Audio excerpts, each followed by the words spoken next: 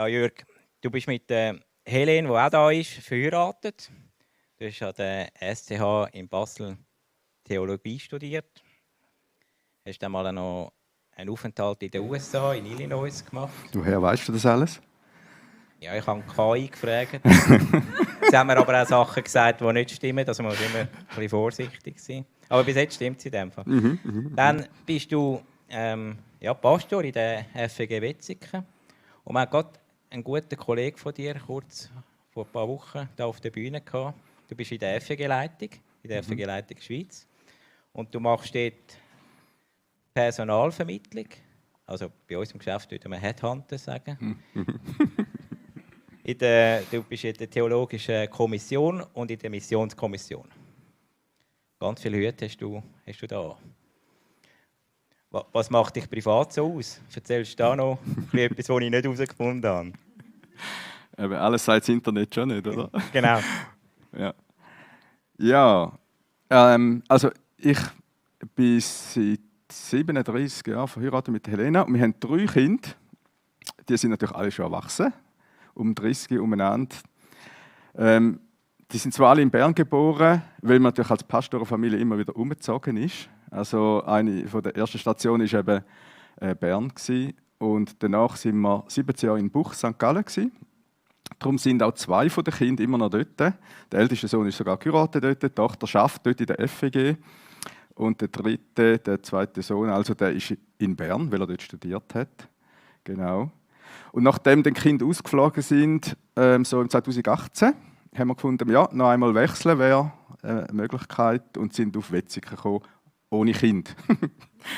Unsere Kinder kommen uns nicht besuchen auf Wetzikon, weil ihre Kollegen nicht dort sind. Nein, sie kommen natürlich schon ab und zu, aber sie kommen nur wegen uns. Sie sitzen immer irgendwo eben da im Buchs, im Rintal und auch sogar der Sohn von Bern geht immer dort hin, weil er natürlich die Brüder, die Schwester, Schulkollegen und so weiter kennt. So ist es. Ja, können da eine eigene Familie sein, ja? Ja, genau. Wir wollen einsteigen. Du hast da ein riesiges Buch geschrieben. Historisch-theologische Auslegung. 1150 Seiten. Was hat dich triggert, um das Projekt anzugehen? Also warum schreibt man so etwas, meinst du? Ja, oder was war der Anstoß? Es ist ja so, dass das Buch ist ein Teil aus einer ganzen Reihe. Also da wird das Matthäus-Evangelium von jemandem, das Markus-Evangelium von jemand anderem und so weiter ausgelegt. Das ist so im deutschsprachigen Raum, die frommen Theologen gestalten eine ganze Reihe, dass am Schluss das ganze Neue Testament ausgelegt ist. Und ehrlich gesagt, der Anstoß war, dass die mich einfach angefragt haben, ob ich den Johannesbrief machen würde. Ich habe keine Ahnung, warum die drauf gekommen sind, dass ich den Johannesbrief machen soll, weil so meine die theologische Karriere, ich habe doktoriert über Paulus. Der Paulus ist für einen ganz anderer Typ wie der Johannes, wenn er so im Neuen Testament leset. Und trotzdem hat sie mich gefragt wegen Johannes. Ja, es ist eigentlich aus dem entstanden, weil ich so akademisch und theologisch halt auch immer noch neben dem Pastor weitergeschafft habe. Haben sie gewusst, ich könnte vielleicht so etwas, haben sie mir zugetraut. Und ich glaube, 2013 habe ich die Anfrage bekommen. Wie wird so angefragt für so etwas? Ja, das wäre ja dann gerade die nächste Frage. Wie lange ist es gegangen, bis nachher ein Buch veröffentlicht wurde? In dem Fall etwa 10 Jahre. Im 23 ist das Buch veröffentlicht worden. Es ist so, wenn man das macht, dann kommt man einen Vertrag über, wo drin steht, also was man ungefähr machen soll und bis wann man fertig sein. Und dort ist gestanden bis 2017. Ja, üblich in den Projekten, oder? So ist es in den Projekten. Ja. 2023 ist es dann wirklich rausgekommen. Es ist länger gegangen und hat mehr gekostet. Und ist dicker geworden. Ist dicker geworden. Ja.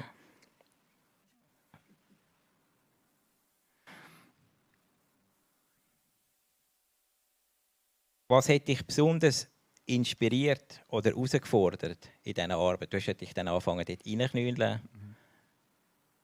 Was hat dich besonders inspiriert oder herausgefordert in dieser Auslegung?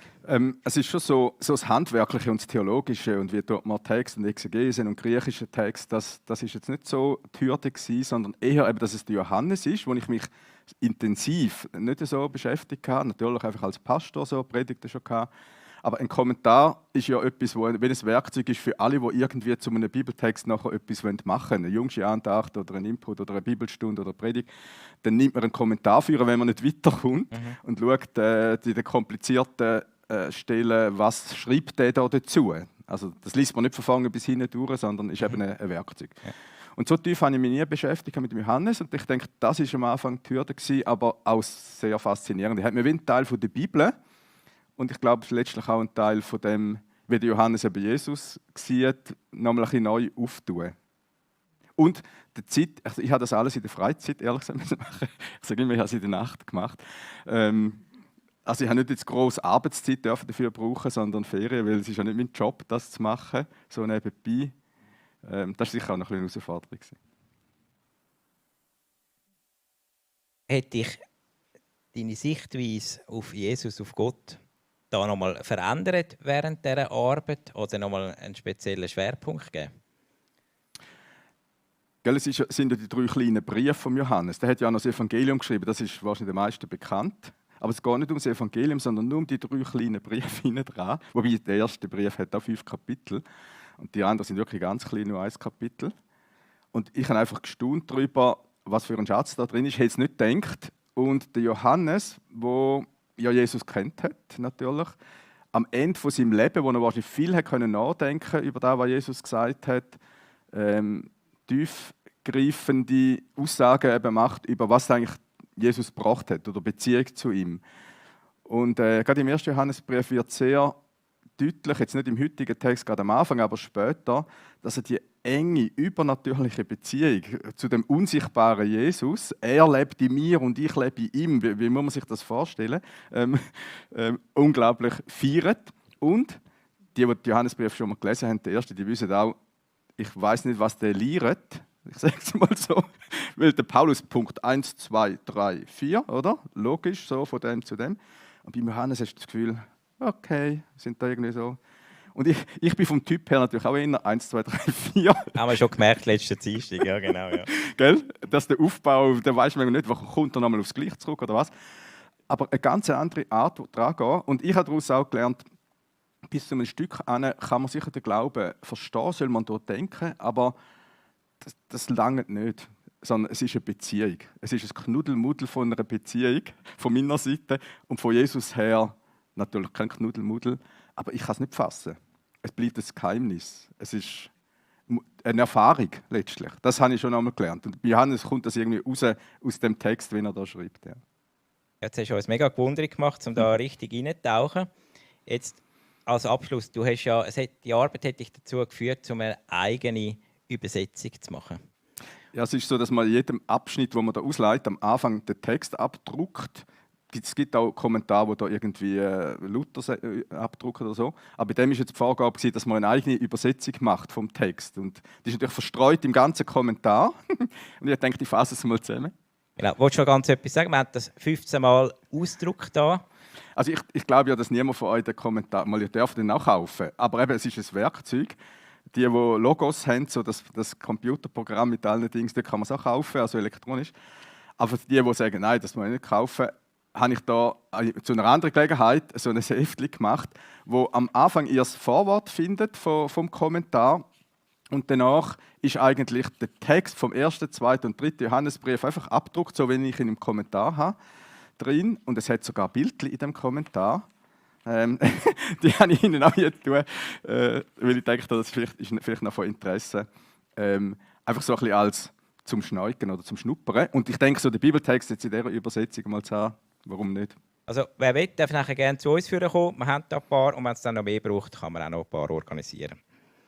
Danke vielmals für das Intro. Dann würden wir gerne noch zusammen beten und dann steigen wir nachher ein.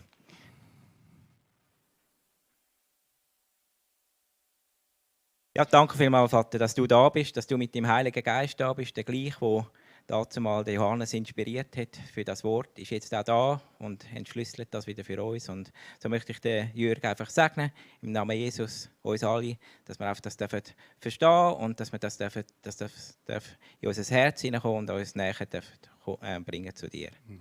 Amen. Amen.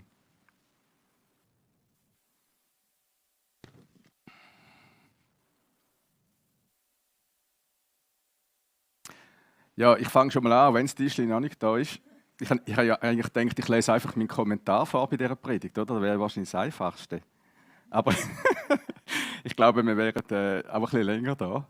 Das mache ich natürlich nicht. Aber ich starte. Sag du, wo ich sein soll. Da ist gut. Okay. Ich starte so. Ab und zu bei uns im Briefkasten, ich muss Hochdeutsch sprechen, habe ich nach mir notiert, rot angestrichen. Also, bei uns im Briefkasten gibt es ab und zu Post. Da ist wirklich unser Name, Vorname, Adresse, alles schön drauf. Aber wenn ich den öffne, dann ist er, ich sage mal, anonym. Kein Absender, aber sehr persönlich geschrieben. Und ihr habt das wahrscheinlich auch schon gehabt, vor allem so für Organisationen, die dann unsere Spenden wollen, die gestalten den Brief wirklich sehr persönlich und du denkst, jemand schreibt mir, aber du weißt nicht, wer der Absender ist und du merkst plötzlich, der Brief ist eigentlich für Tausende von Leuten geschrieben. Oder die einen Computer haben, auch im Mail gibt es ja immer wieder diese Mails ohne Absender, du weißt gar nicht, von wo der kommt, aber an dich, sogar mit deinem Namen drin. Und auch da bist du etwas verwundert. Es geht einfach los und du liest den Brief und merkst dann plötzlich, aha, eben der ist ja nicht nur an mich persönlich, sondern an eine ganze Gruppe von Menschen geschrieben. Und so ergeht es uns, wenn wir den ersten Johannesbrief zu Beginn lesen, anders als wir erwarten, geht es nämlich da einfach los. Wir erleben eine Art Überraschung, wenn wir diesen Brief lesen. Und ich möchte mal zuerst die ersten 4 Verse lesen. Also Briefstart müsst ihr euch vorstellen so. Was von Anfang an war, was wir gehört haben, was wir mit unseren eigenen Augen gesehen haben, was wir angeschaut haben und unsere Hände angefasst haben, nämlich das Wort des Lebens. Und ja, das Leben ist erschienen und wir haben es gesehen und jetzt bezeugen und verkünden wir euch das unvergängliche Leben, welches beim Vater war und bei uns erschienen ist. Was wir also selbst gesehen und gehört haben, das verkünden wir euch, damit auch ihr mit uns Gemeinschaft habt. Und zwar haben wir gemeinsam Gemeinschaft mit Gott dem Vater und mit seinem Sohn Jesus Christus. Und wir schreiben euch diesen Brief, damit unsere gemeinsame Freude vollkommen wird. Kein Absender, kein Gruß, kein Hinweis auf Empfänger. Es geht gleich los.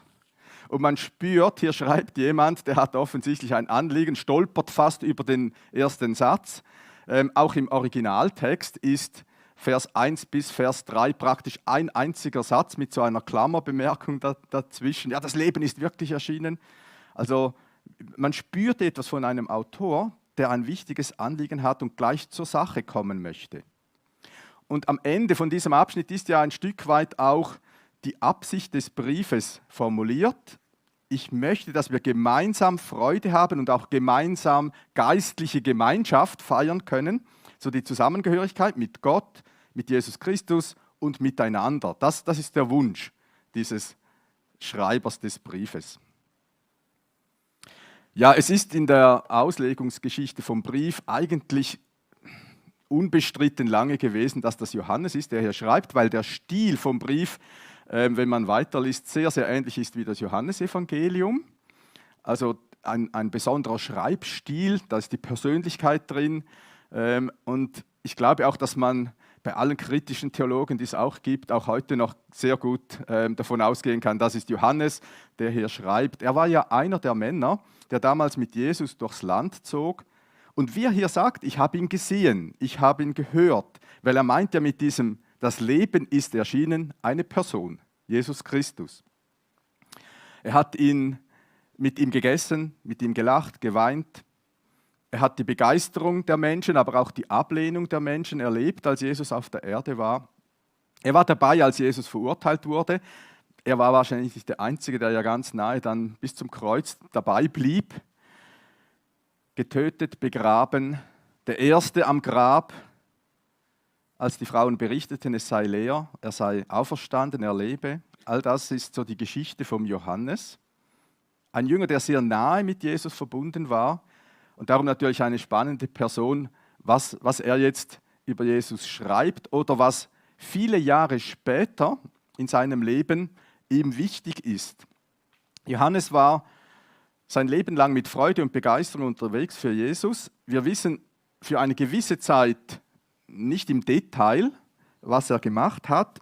Es sieht alles so aus, dass er so nach 70 nach Christus, als dann Jerusalem, der Tempel zerstört wird durch die Römer und so weiter, dass er nach Ephesus ging, das ist in der heutigen Türkei, und dort alt wurde, ich denke fast sein halbes Leben dort verbracht hat und jetzt im Alter als angesehener, geehrter, letzter Zeuge von Jesus diese Briefe und wahrscheinlich auch das Evangelium schreibt. Wenn ihr im 2. und im 3. Brief den Anfang lest, dann gibt es dort eine Bezeichnung für den Schreiber. Er nennt sich dort der Älteste, er nennt sich nicht Johannes. Und man muss annehmen, dass er so eine Ehrenbezeichnung hatte. Einerseits war er wirklich schon alt in den 90er Jahren, also im 1. Jahrhundert. Und es ist sicher aber auch eine Ehrenbezeichnung für eine Person, die man respektiert und achtet. Und ihr könnt euch vorstellen, noch der letzte Überlebende, der Jesus gesehen hat.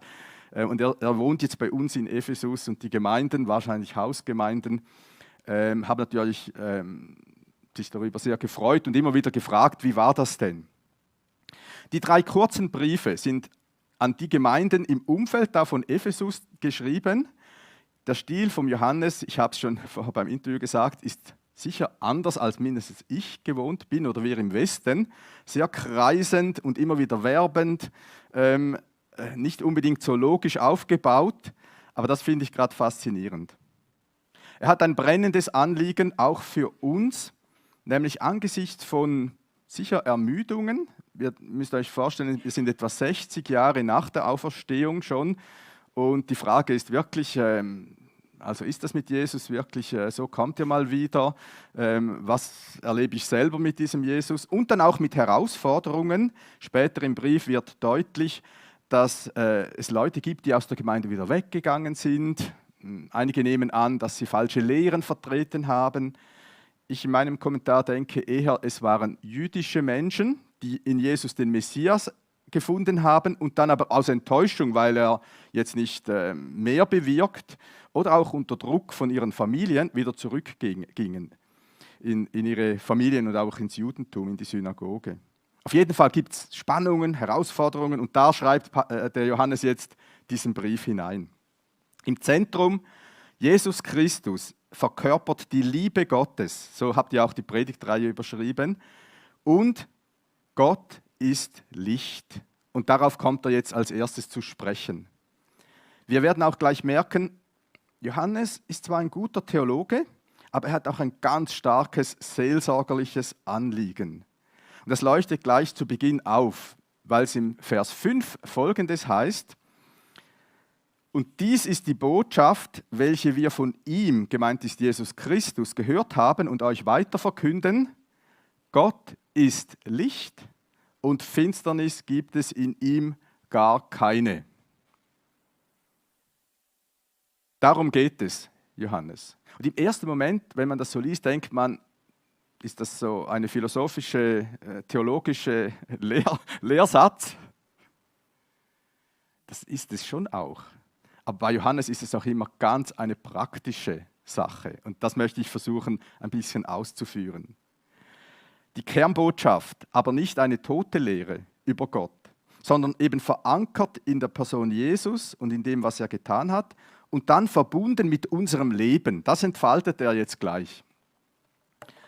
Gott ist Licht, könnte man sagen, ist eine wahre und korrekte Aussage über Gott, theologisch richtig. Johannes, wie gesagt, war ein scharf denkender Theologe. Von ihm stammen ja 3 Spitzenaussagen über Gott. Also die 3 Aussagen, Gott ist Liebe, Gott ist Licht hier und auch Gott ist Geist, die sind alle bei Johannes zu finden. Hier, Gott ist Licht, die Stelle haben wir, 1,5. Im Brief etwas weiter hinten, Kapitel 4, heißt es zweimal, Gott ist Liebe, 4, Vers 8 und Vers 16. Und im Johannesevangelium, im Kapitel 4, finden wir die Aussage, Gott ist Geist.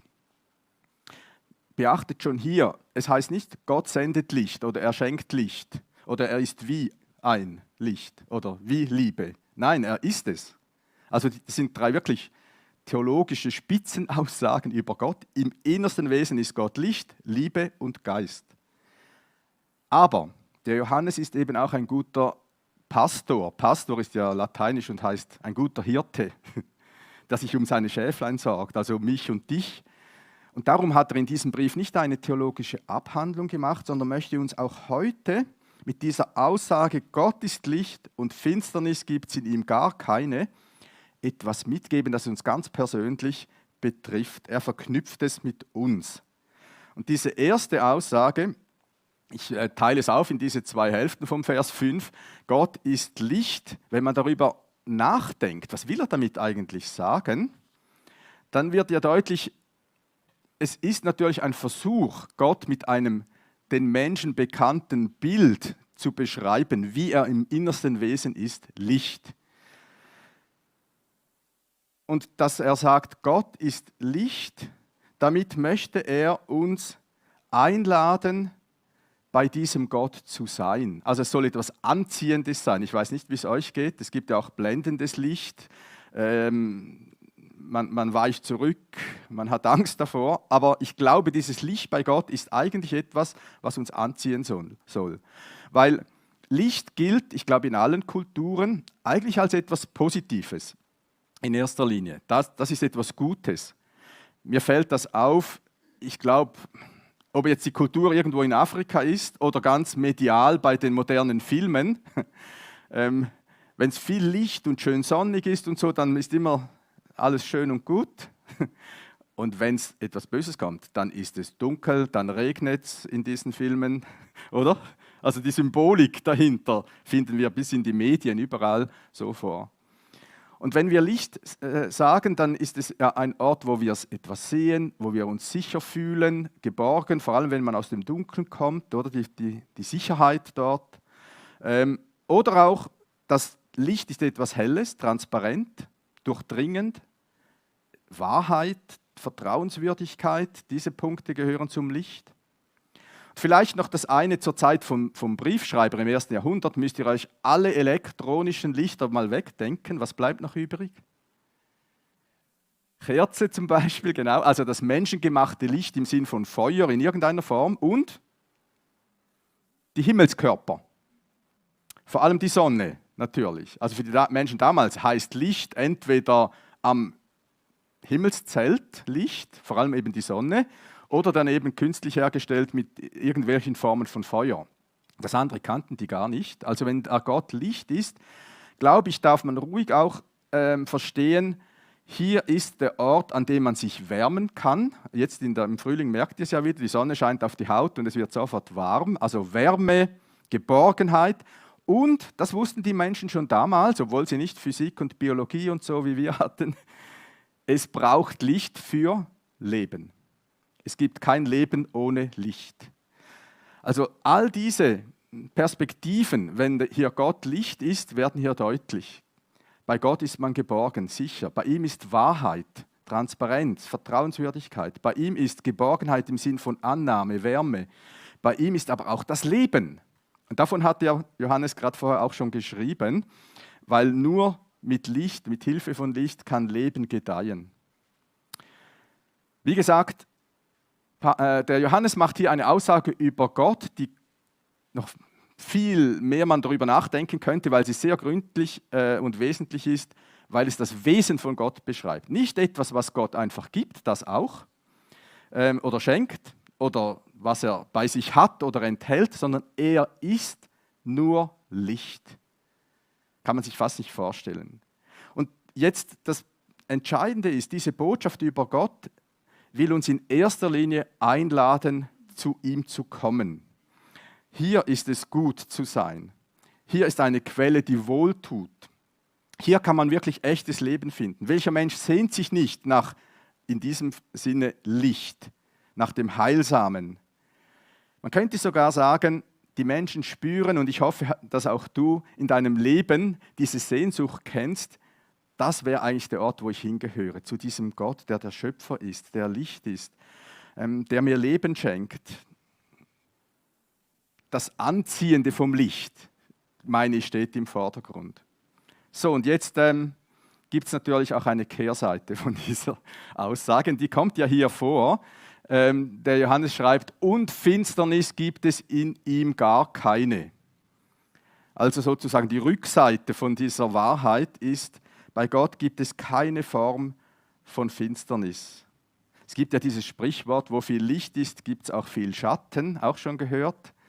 Das ist ja auch so ein Phänomen. Und es gibt ja auch Religionen, die sagen, ja, das gehört zusammen, so Yin und Yang, oder? Diese weiße und diese schwarze Teil, und das muss man einfach zusammendenken. Die glauben sogar, bei Gott ist das alles zusammen. Aber das ist nicht, was die Bibel sagt, sondern bei ihm ist, wie du gesagt hast, jede Form von Finsternis abwesend.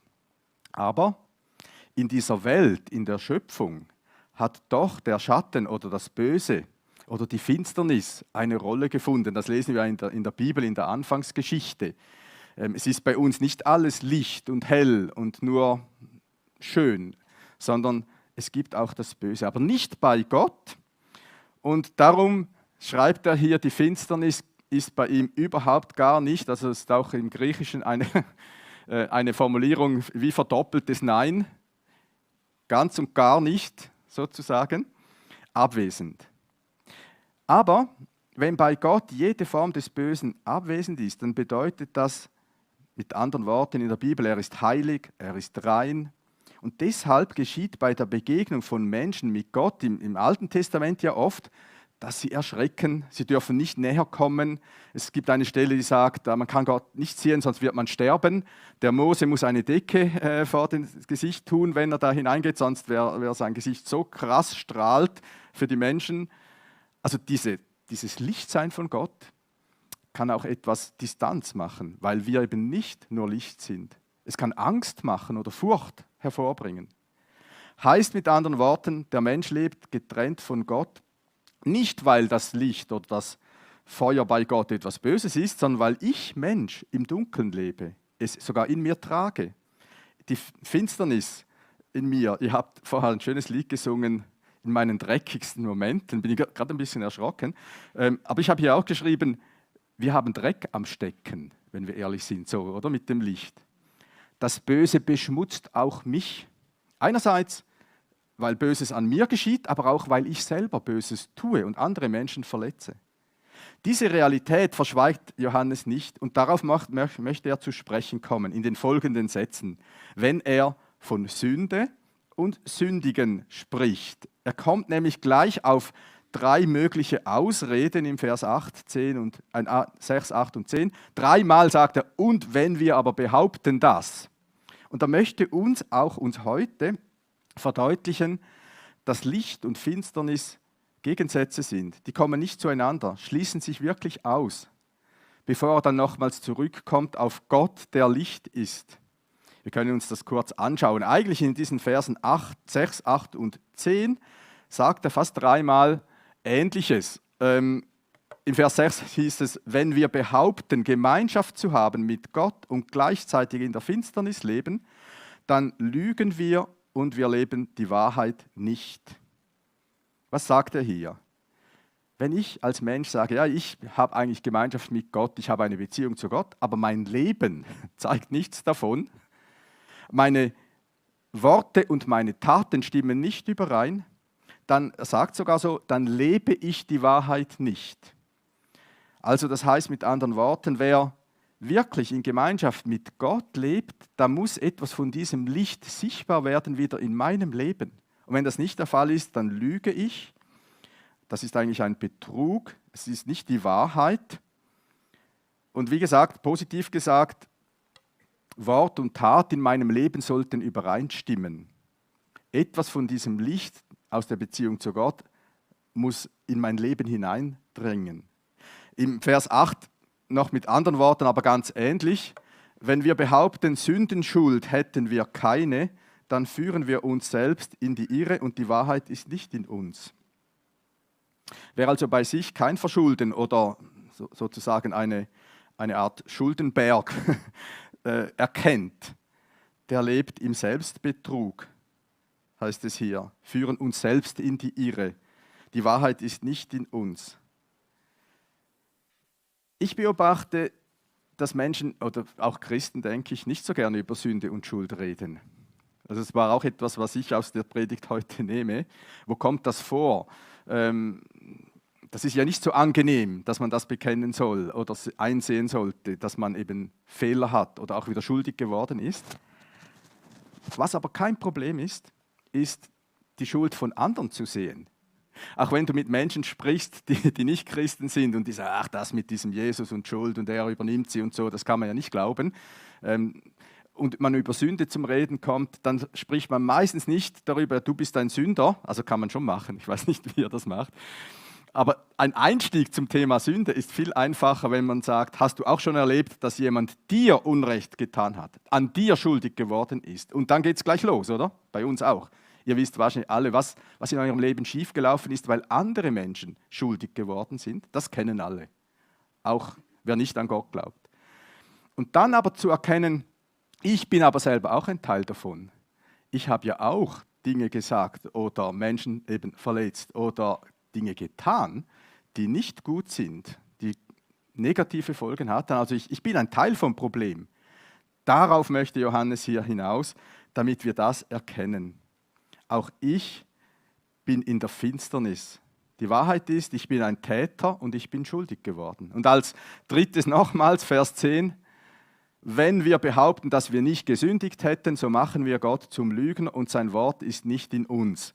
Eigentlich sagt er nochmals dasselbe, nämlich wir sind wirklich Sünder, wir haben Sündenschuld, wir haben gesündigt. Und der Gedanke hier aber noch, wir betrügen nicht nur uns selbst, sondern wir sagen damit sogar Gott, du hast nicht recht. Wenn Gott sagt, du lebst in der Finsternis, sagen wir, nein, das stimmt nicht, oder? Das wäre hier der dritte Gedanke. Wir verneinen, dass wir gesündigt haben und machen Gott damit zum Lügner.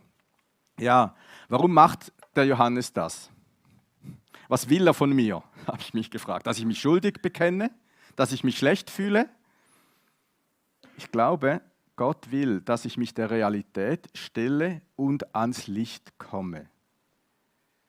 Und am Licht kommt eben auch jede Bosheit, jede Sünde, jede Schuld ins Licht und wird sichtbar. Aber das will er nur von mir, damit er in seiner Liebe mir begegnen kann. Und ich habe gedacht, ich gebe euch hier eine Minute Zeit, mal kurz darüber nachzudenken, wie es euch geht mit dieser Selbsterkenntnis, wie ihr über euch selber denkt oder wo ihr vielleicht auch heute Morgen gerade selber merkt, ja, dieses Thema, ich sündige oder ich habe Fehler gemacht oder meine Schuld ist gar nicht so ein Thema bei mir. Eigentlich bin ich ja ziemlich heilig und schon lange Christ. Gar nicht so schlecht, oder? Stimmt ja auch. Wir sind ja nicht nur machen alles falsch.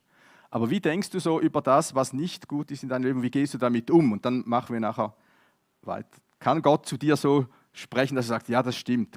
Ich bin auch Teil dieser Finsternis? Wir nehmen einen kurzen Moment zum Nachdenken.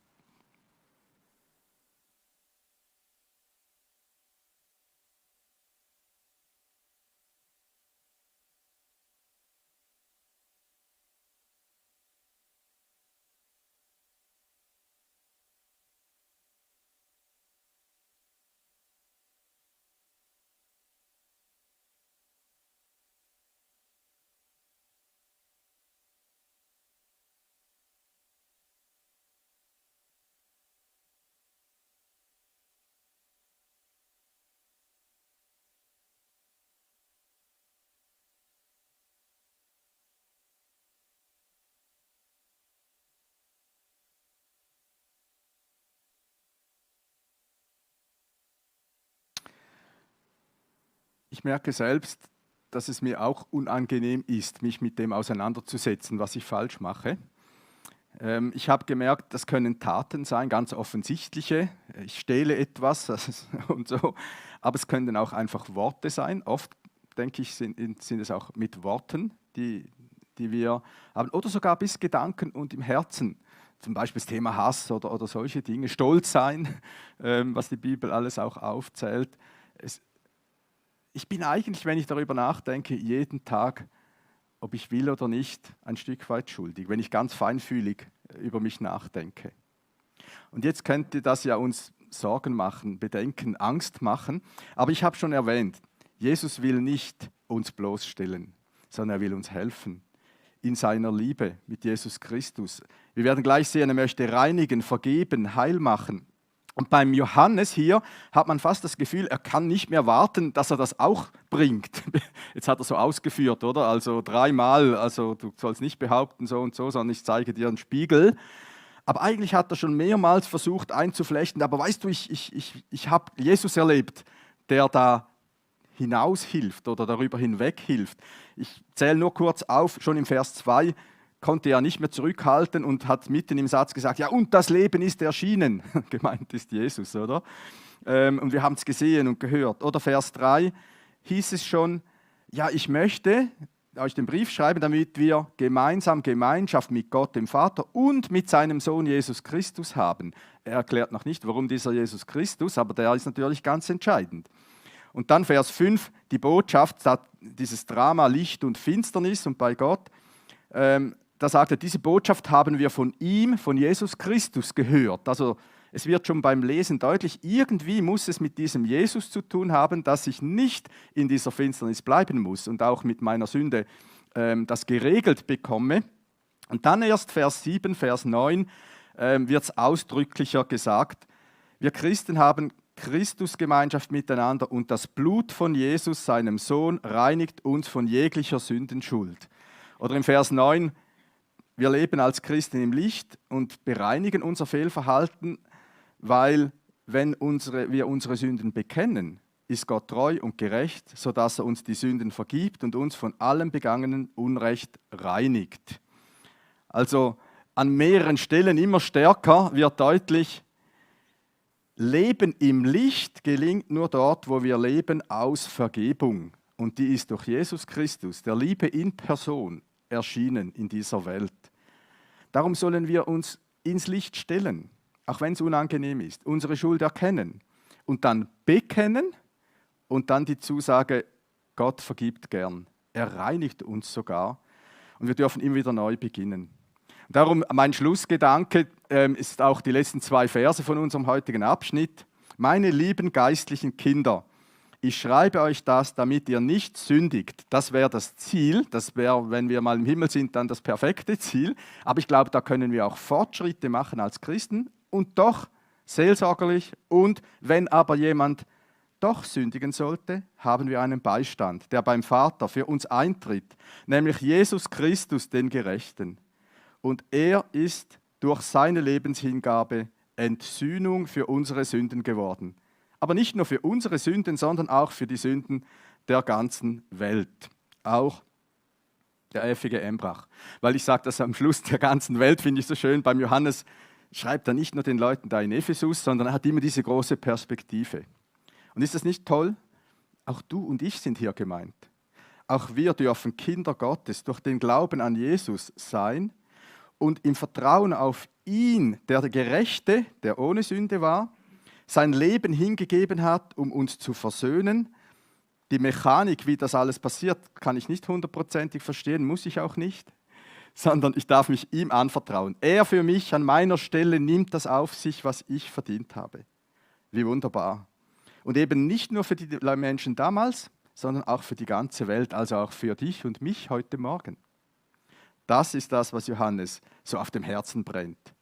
Dass diese Beziehung zu Jesus Christus, der unser Beistand bei Gott ist, jederzeit da ist. Ich würde sogar sagen, jeden Tag neu da ist, um mich wieder im Licht, auch ohne Fehler hinzustellen, weil ich aus der Vergebung leben darf. Was für eine einfühlsame Ermutigung, finde ich gerade diesen Schlusssatz zum Leben im Licht. Ich muss nicht Angst haben vor diesem Licht, sondern Freude und neues Feuer für Jesus ist jeden Tag möglich. Ich möchte euch auch einladen, diese Einladung auch anzunehmen. Und vielleicht nochmals einen kurzen Moment, bevor ich abschließe, über das, was ihr vorher nachgedacht habt, das auch gerade praktisch zu machen. Johannes sagt ja, wenn wir unsere Sünde bekennen, dazu muss ich sie erst erkennen, dann ist Gott treu und gerecht und vergibt sie gern. Er reinigt uns sogar von allem. Und das kannst du jetzt wieder in einem Moment der Stille einfach Gott sagen. Du hast gehört, was ich vorher darüber nachgedacht habe, aber dir lege ich es hin, dir möchte ich es bekennen. Und dann die Erfahrung machen, Gott vergibt gern. Wir sind einen Moment still.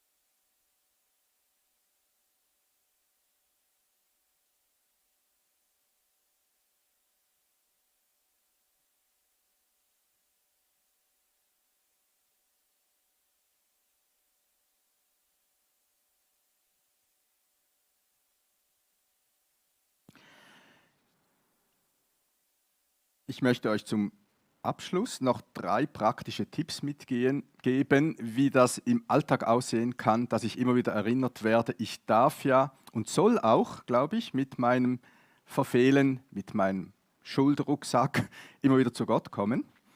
Es gibt eigentlich in der Tradition der Christenheit ganz gute Hilfen dazu. Zu Gott kommen und das bekennen, das tut man ja in einem Gebet. Und Jesus hat uns ein Gebet gelehrt, das Unser Vater, und da kommt ja bekanntlich eine Bitte vor: Und vergib uns unsere Schuld, wie auch wir vergeben unseren Schuldigern. Und falls du vergesslich bist, einmal im Tag dieses Gebet beten und schon kommst du zu dieser Stelle. Und ich habe mal gelernt, man kann das Unser Vater auch so beten, dass man nach jeder Bitte einen eigenen Satz formuliert. Also man muss nicht einfach durchbeten, oder? Also man beginnt: Unser Vater im Himmel. Wie toll ist das, dass du mein Vater bist. Ich darf dein Kind sein, danke. Geheiligt werde dein Name. Und dann ein eigener Satz. Und dann kommst du zu: Und vergib uns unsere Schuld, wie auch wir vergeben unseren Schuldigern. Und schon bist du beim Thema. Einfach als Idee, du kannst auch etwas anderes nehmen, dass du es nicht vergisst. Zweite Idee: Die meisten Gemeinden, ich vermute auch die FEG Embrach, feiert regelmäßig Abendmahl. Bei uns auch einmal im Monat. Und das ist auch immer doch eine Einladung, zu kommen. Ich weiß, manchmal bei uns auch gibt es fast nicht Zeit, um noch kurz mit Gott zu sprechen. Ich weiß nicht, wie ihr es macht. Man geht schon da hinein. Man denkt vielleicht, ich muss perfekt kommen. Das muss man nicht. Wir sind gar nicht perfekt. Aber schön ist, wenn beim Abendmahl auch ein kurzer Moment ist, ich sage mal vom Sündenbekenntnis. Ihr müsst es nicht öffentlich machen, aber in der Stille. Ich kann nochmal zu Gott kommen. Ich kann das ablegen, ihm das bekennen und darf dann fröhlich kommen. Darum geht es ja beim Abendmahl. Auch so eine Hilfe, oder? Wenn man dann innerlich dabei ist. Dritte Idee, ganz persönlich: Es gibt ja auch Sünden oder Schuld, die man nicht so einfach und leicht ablegt und man immer wieder reinfällt, und eine Sucht, die einen beschäftigt. Und da glaube ich, ist ja eigentlich der praktische Tipp: Eine Vertrauensperson finden, mit der man das teilen kann. Wir brauchen einander. Bekennt einander eure Sünden, heißt im Jakobusbrief. Also ich bin nicht der Meinung, dass ihr alle nach vorne kommen müsst, sondern das soll im kleinen Rahmen geschehen. Aber das wäre vielleicht auch etwas. Oder ein seelsorgerliches Gespräch, das mir hilft, meine Schuld zu bekennen oder gemeinsam dann eben vor Gott zu bringen. Das sind so meine 3 praktischen Tipps. Als letztes: Der Johannes will, dass wir mit Freude Gemeinschaft haben. Also dieses freudig kommt bei ihm raus. Und vielleicht habt ihr auch schon erlebt, Vergebung, wenn es zwischenmenschlich ist, aber auch mit Gott, das löst Freude aus. Da kann ich, wie ein Stein fällt mir vom Herzen. Jetzt ist wieder alles gut so.